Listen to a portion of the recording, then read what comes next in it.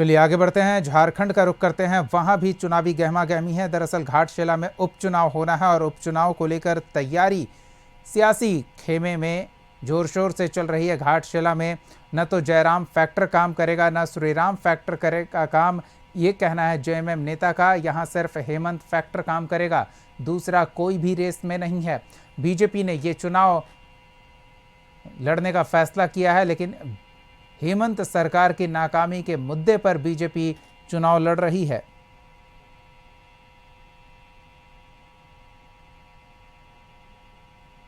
चुनाव है, चुनाव लड़ रहे हैं, चुनाव जीतेंगे। पूरे आत्मविश्वास के साथ मैं बोल रहा हूँ। पिछले बार के चुनाव से ज़्यादा मार्जिन से हम जीतेंगे। चारों तरफ आप जाके क्षेत्र में घूम लें, हर गांव में परचम लहरा रहा है झारखंड मुक्ति मोर्चा का। हमारे नेता की लोकप्रियता सभी पर भारी है। जो झारखंडी विषयों के प्रति उनकी संवेदनशीलता है, जो जिन विषयों को लेकर हमारी सरकार आगे बढ़ती है, उन विषयों की ही चर्चा है। न जयराम फैक्टर वहाँ कुछ काम करेगा, न जय श्री राम फैक्टर काम करेगा। वहाँ सिर्फ हेमंत सोरेन का फैक्टर काम करेगा, रामदास सोरेन का फैक्टर काम करेगा। इसलिए ये मुगालते में विरोधी न रहे कि जयराम के भरोसे या जय श्री राम के भरोसे वो चुनावी नैया पार कर लेंगे। क्या है दावे करने में क्या है? दावे तो सबको करने चाहिए, सबको जीत के प्रति आशावान होना चाहिए, लेकिन सत्ता का नशा इतना नहीं चढ़ना चाहिए कि आप कह दें कि जमानत जब्त होगा। साहब, पिछले बार तो आपने कहा था कि आपकी लहर है, उस लहर में भी हमारे युवा उम्मीदवार पहली बार जो चुनाव लड़ रहे थे, बाबूलाल सोरेन जी ने 75,000 वोट लाया था। और घाटशिला का चुनाव 2009 से लेकर 2024 तक देखें तो सिर्फ 2024 अपवाद था जहां 22,000 का मार्जिन था, वरना हर एक चुनाव में मार्जिन 3% वोट से ज़्यादा नहीं रहा है। और 2009 में तो सिर्फ फैसला 1,000 वोट के अंतर से हुआ था। तो हमें लगता है इंतज़ार करना चाहिए। इस सरकार की वादा खिलाफी, नाकामी और जितने बड़े बड़ी घोषणाएं इन्होंने की थी, उसके खिलाफ भी जनता वोट से चोट करने को तैयार है। दावे करने में क्या है? दावे तो सब। तो जेएमएम और बीजेपी के बीच ये मुकाबला है। घाटशिला में उपचुनाव जेएमएम नेता के निधन के बाद हुआ है और जेएमएम की ये सीट है जिसे बचाने की पुरजोर कोशिश हो रही है। तो बीजेपी इस उपचुनाव में अपनी मौजूदगी दर्ज कराने की कोशिश कर रही है। उनका दावा है कि सरकार अपने कामों को लेकर, अपने वादों को लेकर जनता के बीच सही तरीके से नहीं पहुंच पाई है और ऐसे में जनता में नाराज़गी है, जिसका खामियाजा जेएमएम को इस उपचुनाव में भुगतना पड़ सकता है।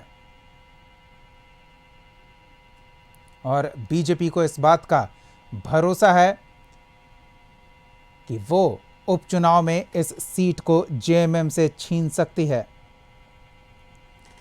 लेकिन किसके दावे में कितना दम है और धरातल पर क्या स्थिति है, ये समझेंगे हम। सहयोगी राहुल हमारे साथ जुड़ रहे हैं, उनसे जानते हैं घाटशिला उपचुनाव को लेकर दोनों दलों के अपने अपने दावे हैं, क्या स्थिति है जमीन पर, वो भी समझना चाहेंगे राहुल।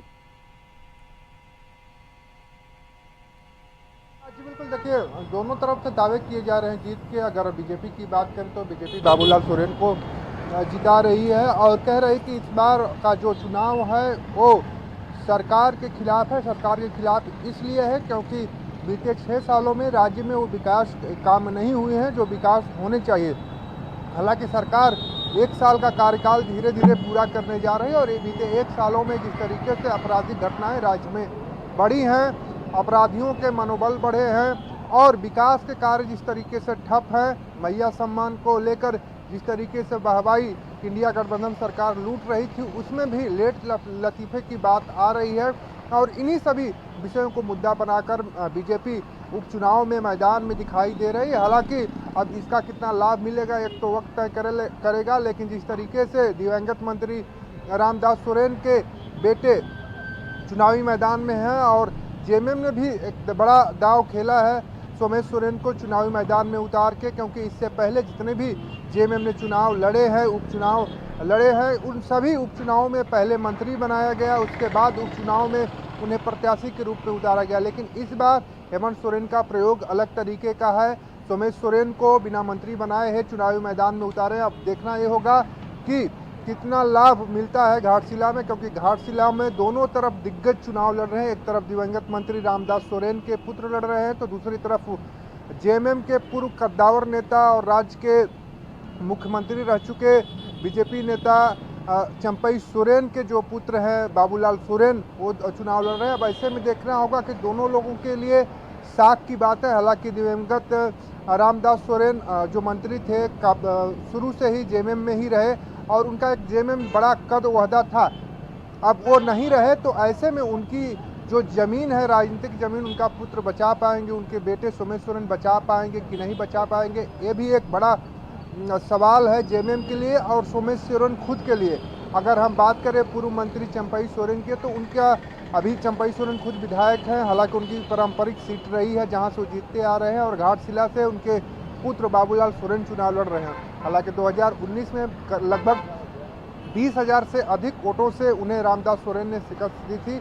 अब देखना होगा कि इस उपचुनाव में कितनी बड़ी जीत मिलती है बीजेपी को या जेएमएम को, क्योंकि सिंपैथी वोटरों की बात करें, सिंपैथी वोट की बात करें तो दिवंगत मंत्री रामदास सोरेन के प्रति जरूर होगा उस विधानसभा के लोगों का झुकाव। और अब उस झुकाव का कितना फायदा सोमेश सोरेन उठा पाएंगे, जेएमएम उठा पाएंगे, इंडिया गठबंधन उठा पाएगा, ये तो वक्त तय करेगा। लेकिन दावे बीजेपी जेएमएम दोनों की ओर से किए जा रहे हैं कि दोनों की जीत सुनिश्चित है। बीजेपी एक तरफ लॉ एंड ऑर्डर का मुद्दा बता रही है तो दूसरी तरफ जेएमएम राज्य में हो रहे चौमुखी विकास को मुद्दा बनाकर चुनावी मैदान में है। जी बिल्कुल राहुल, लेकिन इतना तो स्वाभाविक तौर पर देखने को मिलेगा कि सिंपैथी वोट जेएमएम के साथ रहेगा, पर क्या इतना काफ़ी होगा जेएमएम के लिए इस सीट पर नतीजे अपने पक्ष में कर लेना?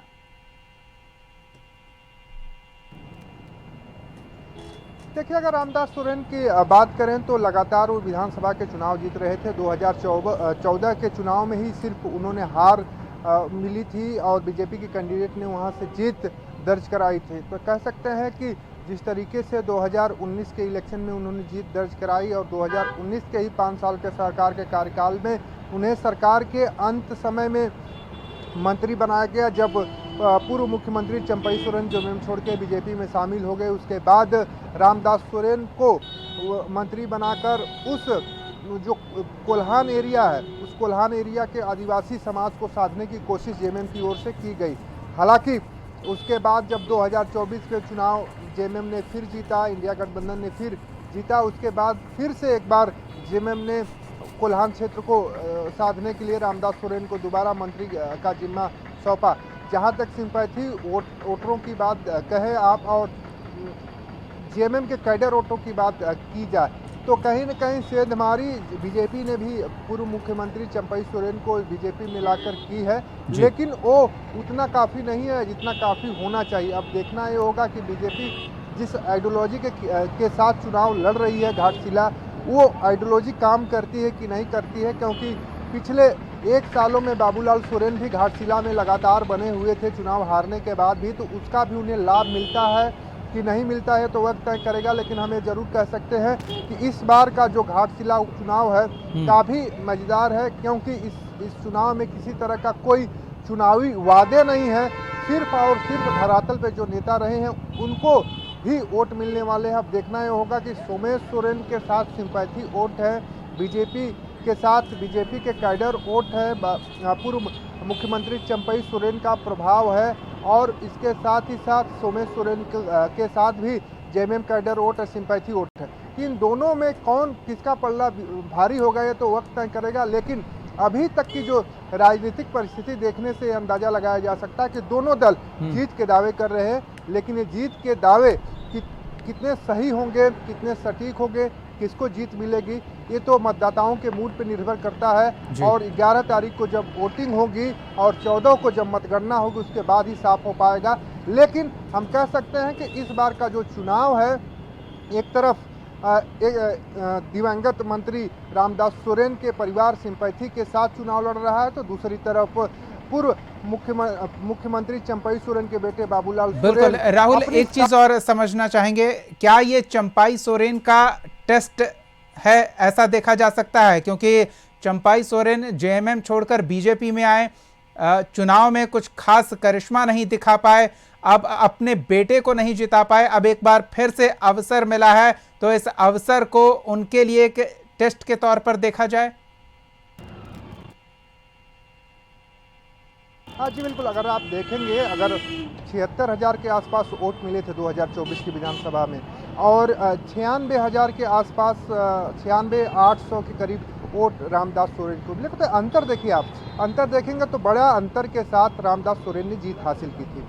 अब इसे इस तरीके से समझना होगा कि उपचुनाव में अगर बीजेपी चाहती तो किसी नए कैडर को वहाँ से उतार कर प्रत्याशी बना सकती थी, लेकिन फिर भी जो हारे हुए उम्मीदवार, जो 20-21 हज़ार से चुनाव हारा हुआ उम्मीदवार है, उसी को कैडर वहां से अपना कैंडिडेट बनाकर चुनाव में उतारी है। तो इससे साफ एक संदेश जाता है कि जो चंपई सोरेन जब जेएमएम छोड़ के बीजेपी में आए तो जो वादे किया गया था बीजेपी की ओर से, उन वादों पर बीजेपी खरा उतरना चाहती है।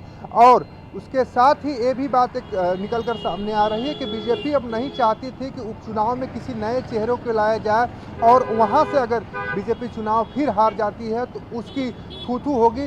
तो इस वजह से जो है पूर्व मुख्यमंत्री चंपई सोरेन के बेटे जो पूर्व में वहां से उम्मीदवार रहे, उन्हीं को फिर उम्मीदवार बना दी, क्योंकि अगर इस बार हार होती है तो एक बीजेपी के लिए भी होगा कि बाबूलाल सोरेन को फिर रिपीट कर पाना 2029 के चुनाव में थोड़ा मुश्किल होगा, क्योंकि बीजेपी के पास जगह होगा बोलने के लिए कि आपको दो बार पार्टी ने मौका दी लेकिन आपने सफलता हासिल नहीं की, इसलिए अब नए कैंडिडेट का चुनाव होगा। हालांकि बाबूलाल सोरेन को उपचुनाव में जैसे टिकट मिला उसके बाद कई बीजेपी के नेताओं ने अंदर खाने में इस बात की बहस शुरू हो गई थी कि क्या पार्टी के पास अब दूसरे उम्मीदवार नहीं थे, क्योंकि आम चुनाव में उन्हें हार मिली थी। हालांकि जब बाबूलाल सोरेन को भी टिकट मिला था उस दरमियान भी कई सवाल बीजेपी के शीर्ष नेतृत्व में उठे थे। हालांकि सवाल उठना अलग बात है, लेकिन अब की चुनाव में जो उपचुनाव हो रहे हैं घाटशिला में, उस घाटशिला के उपचुनाव में दोनों पार्टियों के साख दाव पे लगे हैं। एक तरफ बीजेपी का साख है तो दूसरी तरफ बीजेपी के साथ ही पूर्व मुख्यमंत्री चंपई सोरेन का जो वहदा है कोल्हान में, कोल्हान टाइगर के नाम से जाने जाते हैं, उनका वहदा दूसरी बार बाबूलाल सोरेन ने अपने पुत्र पे लगा हुआ है। अब देखना होगा कि घाटशिला में उनके पुत्र को कितनी सफलता मिलती है। लेकिन अब दूसरी तरफ देखेंगे तो जेएमएम के बड़े कैडर दिवंगत रामदास सोरेन भी हैं और सिंपैथी वोटर के साथ साथ उनके जेएमएम कैडर भी उनके साथ है। तो अब दोनों चीज़ें देखनी होगी कि किसको कितना फ़ायदा मिलता है। लेकिन फिलहाल एक चीज़ ये साफ है कि ये जो बीजेपी ने एक बार दोबारा से बाबूलाल सोरेन पर प्रयोग किया है, इस प्रयोग का कितना फ़ायदा मिलेगा ये तो वक्त तय करेगा। लेकिन पूर्व मुख्यमंत्री चंपई सोरेन का इसमें कहीं न कहीं मान सम्मान इस चुनाव में दांव पर लगा हुआ है। बहुत बहुत धन्यवाद राहुल इन तमाम जानकारियों के लिए। तो घाटशिला उपचुनाव सिर्फ एक आम उपचुनाव की तरह नहीं है, एक यहाँ जेएमएम की प्रतिष्ठा दांव पर है, तो दूसरी ओर जेएमएम छोड़ के बीजेपी में आए चंपई सोरेन एक बार फिर अपने बेटे को मैदान में उतार रहे हैं। तो ऐसे में चंपई सोरेन की साख भी दांव पर है। घाटशिला उपचुनाव इस बार बेहद दिलचस्प होने वाला है। परिणाम कई नेताओं के सियासी भविष्य का रास्ता तय करने वाले हैं। नजर हमारी बनी रहेगी, अपडेट आप तक पहुंचाते रहेंगे। फिलहाल इतना ही, देखते रहिए कशिश न्यूज।